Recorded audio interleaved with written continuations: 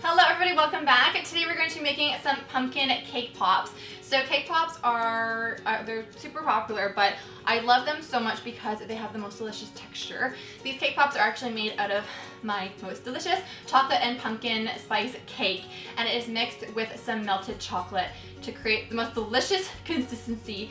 And it's like a mixture between cake pop and truffle, and I think it is so delicious.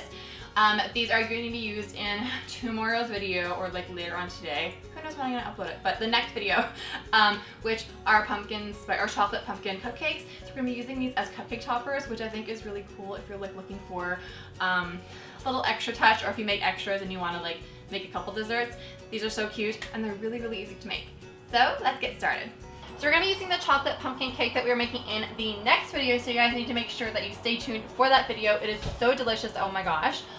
But first want to crumble up some of that cake until it resembles a fine crumb.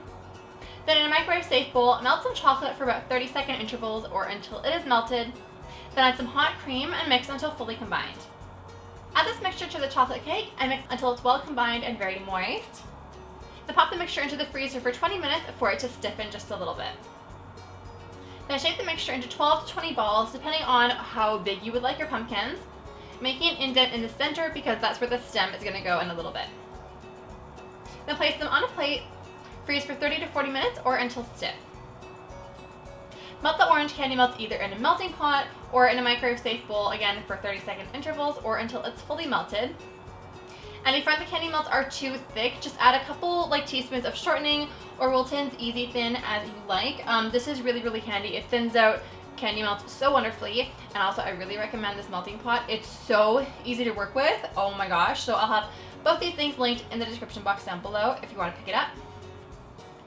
Then dunk the cake pops into the chocolate one at a time, fully coating them, and you can use a fork or a little chocolate dipping tool, which I use, again the link is down below, to remove them from the pot, and this will help the kind of candy melts to drip off so that you can remove the excess candy melts. Then pop them onto a baking sheet lined with parchment paper.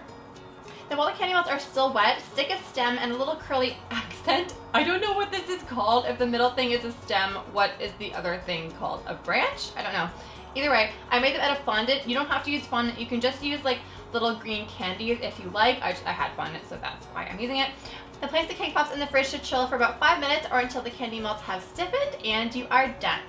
So thank you so much for watching. I hope that you liked this video. If you have any requests for other cake pops, definitely leave them in the comments down below. I haven't made too many of them. My favorite one that I've made ever is the Forever Alone cake pop. I made a cake pop that looked like the meme, so if you would like to see that, link is in the description. No, link is in the cards. I made it for Valentine's Day a couple years ago, so I don't know. I think it's funny. But yeah, thank you so much for watching, and I'll see you guys later for a new video.